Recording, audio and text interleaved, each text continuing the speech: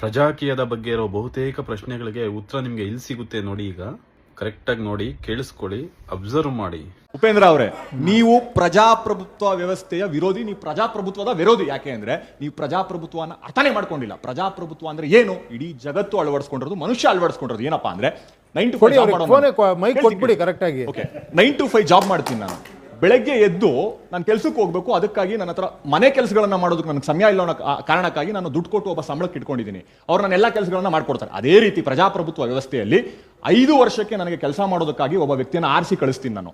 ಅದು ಪ್ರಭುತ್ವ ವ್ಯವಸ್ಥೆ. ನೀವು ಯಾವಾಗಲೂ ಹೇಳ್ತಾ ಬರೋದು ಏನಂತ, ಜನನೇ ಇಂಟ್ರೆಸ್ಟ್ ತಗೊಂಡು ಕೆಲಸ ಮಾಡಬೇಕು ಅಂತ. ನಾನು ದಿನ ಬೆಳಗ್ಗೆ ಎದ್ದುಬಿಟ್ಟು ನನ್ನ ಮನೆ ರಸ್ತೆ ಟಾರ್ ಇದೆಯಾ, ಲೈಟ್ ಇದೆಯಾ, ಮತ್ತೊಂದು ನೋಡೋದಕ್ಕೆ ನನಗೆ ಸಮಯ ಇಲ್ಲ. ಅದಕ್ಕೆ ನಾನು ಪ್ರಜಾಪ್ರಭುತ್ವ ವ್ಯವಸ್ಥೆಯಲ್ಲಿ ಒಬ್ಬರನ್ನ ಆಯ್ಕೆ ಮಾಡಿ ನಾನು ಕಳಿಸ್ತೀನಿ. ನೀವೇನ್ ಮಾಡಬೇಕು, ನಾನೇನ್ ಮಾಡಬೇಕು ಅಂತ ನೀವು ಕೇಳಿದ್ರಲ್ಲ. ಶಾಸನ ಸಭೆಗೆ ಜನರಿಂದ ಆಯ್ಕೆ ಆಗೋಗಿ ನಿಮ್ಗೆ ಬಹಳ ಒಳ್ಳೆ ಆಲೋಚನೆ ಇದೆ. ನಾವೆಲ್ಲರೂ ಅದನ್ನೇ ಹೇಳ್ತಾರೆ, ಯಾರಿಗೂ ನಿಮ್ಗೆ ಕಮ್ಯುನಿಕೇಟ್ ಮಾಡೋಕ್ಕಾಗ್ತಿಲ್ಲ. ಬಹಳ ಒಳ್ಳೆ ಆಲೋಚನೆಗಳನ್ನ ಇಟ್ಕೊಂಡಿದ್ದೀರಿ. ನೀವು ಹೇಳಿದ್ರಲ್ಲ ಯಾವುದೋ ರೋಡು ಮೋರಿ ಇದಾಗಿದೆ ಅಂತಲ್ಲ, ಅದನ್ನ ಏನ್ ಮಾಡಬೇಕು ಅಂತ ನಿಮಗೆ ಗೊತ್ತು. ಜನರಿಂದ ಆಯ್ಕೆಯಾಗಿ ಹೋಗಿ ಶಾಸನ ಸಭೆಯಲ್ಲಿ ಕೂತ್ಕೊಂಡು ಶಾಸಕರಾಗಿ ಶಾಸನಗಳನ್ನ ರಚನೆ ಮಾಡಿ. ನೀವು ನಿಮ್ಗೆ ಆ ಶಕ್ತಿ ಇದೆ. ಇಲ್ಲ ಸರ್, ಖಂಡಿತ ನೀವು ಅಲ್ಲಲ್ಲ, ಖಂಡಿತ ಕೇಳಿ. ಅದಕ್ಕೆ ಹೋಗೋ ದಾರಿ ಏನಾರ ನಾನು ಈ ಕಡೆ ಹೋಗ್ಬಿಟ್ಟೆ ಅನ್ಕೊಳ್ಳಿ, ಏನು ಹೇಳಿ, ಅಲ್ಲಲ್ಲ ಆ ಕಡೆ ಹೋಗ್ಬಿಟ್ರೆ ಈಗೇನು ಇನ್ನೊಂದು ಪಾರ್ಟಿ ಆಗಿರ್ತೀನಿ ಅಷ್ಟೇ ನಾನು. ಕೇಳಿಸ್ಕೊಳ್ಳಿ ಪೂರ್ತಿ ಕೇಳಿಸ್ಕೊಳ್ಳಿ. ನಾಳೆ ನೀವೇ ನನ್ನ ಬೈತೀರಾ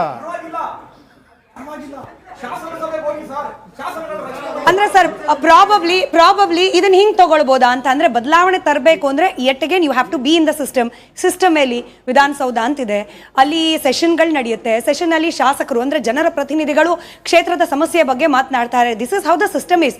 ನೀವು ಸಿಸ್ಟಮ್ ನ ಹೊರಗೆ ನಿಂತ್ಕೊಂಡು ಬದಲಾವಣೆ ಅನ್ನೋದ್ರ ಬದಲು ಸಿಸ್ಟಮ್ ಒಳಗೆ ಹೋಗಿ ಅಲ್ಲಿ ಬದಲಾವಣೆ ತನ್ನಿ ಅನ್ನೋ ನಿರೀಕ್ಷೆ ಇರಲ್ಲ. ಇಲ್ಲಮ್ಮ, ನಾನು ಒಳಗಡೆ ಹೋಗೋದಕ್ಕೆ ಪೊಲಿಟಿಕಲ್ ಪಾರ್ಟಿ ಮಾಡಿರೋದಲ್ವಾ ಅಮ್ಮ.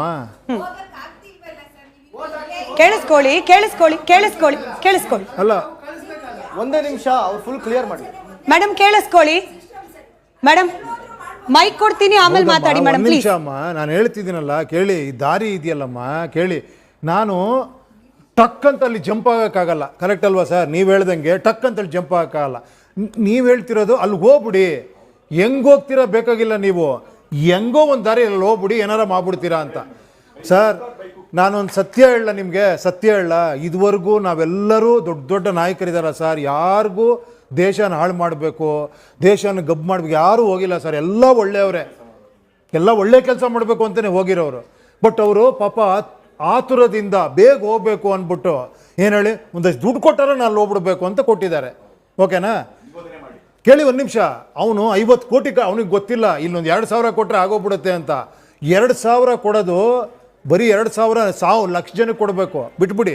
ಅದಾದಮೇಲೆ ಒಂದು ದೊಡ್ಡ ಪ್ರೊಸೆಷನ್ ಮಾಡಬೇಕು, ಅದಕ್ಕೆ ಮತ್ತೆ ದುಡ್ಡು ಎಲ್ಲ ಲೆಕ್ಕ ಹಾಕಿ 50 ಕೋಟಿ ಬಂದ್ಬಿಟ್ಟಿದೆ ಅಂದ್ಕೊಳ್ಳಿ. 50 ಕೋಟಿ ಅವನ ಹತ್ರ ಇಲ್ಲ, ಬಟ್ ಅವನಿಗೆ ದೇಶನ ಸರಿ ಮಾಡಬೇಕು ಅನ್ನೋ ಆಸೆ ಇದೆ. ಅವನೇನು ಮಾಡ್ದ, ಪಕ್ಕದಲ್ಲೊಬ್ಬ ಇದ್ದ, ನೀನು ಹೋಗಮ್ಮ ನಾನು ಕೊಡ್ತೀನಿ ನಿಂಗೆ ದುಡ್ಡು ಅಂದ. ಇವನ ಹತ್ರ ಒಂದು 30 ಕೋಟಿ ಇಸ್ಕೊಂಡ, ಇವನ ಹತ್ರ 20 ಕೋಟಿ ಇಸ್ಕೊಂಡ. ಕೇಳಿ, ನಾನು ಅಲ್ಲ ಕೊಡೋದು ಬಿಡಿ, ನಾನು ಬಂದ್ಬಿಟ್ಟು ನಾನು ಗೆದ್ಬಿಟ್ಟೆ. ನೆಕ್ಸ್ಟ್ ಏನು ಮಾಡ್ತೀನಿ, ಅವ್ನು ನನಗೆ ಕೊಟ್ಟಿರೋನಿದ್ದಾನಲ್ಲ, ಏನಪ್ಪ ಹೆಂಗಪ್ಪ ಕೊಡ್ತೀಯ ನೀನು? ಸರ್ ನೀವು ದುಡ್ಡೆಲ್ಲ ಕೊಟ್ಬಿಡಿ ಸರ್, ಇಟ್ಕೊಳ್ಳಿ ಸರ್ ಇಲ್ಲೊಂದು ಮೆಡಿಕಲ್ ಕಾಲೇಜ್ ಓಪನ್ ಮಾಡ್ತಿದ್ದೀನಿ ಸರ್, ಒಂದು ಪರ್ಮಿಷನ್ ಕೊಟ್ಬಿಡಿ ಅಂದ. ನಾನು ದುಡ್ಡು ಇಸ್ಕೊಂಡ್ರೆ ಏನು ಮಾಡ್ತೀನಿ, ದುಡ್ಡು ಕೊಟ್ಟು ಮಾಡಿಬಿಡಿ ಅಂದ್ರಿ. ಇವಾಗ ನೋಡಿ ಒಂಚೂರು ಬದಲಾವಣೆ ಆಗ್ತಾ ಇದೆ ಇಲ್ಲಿ.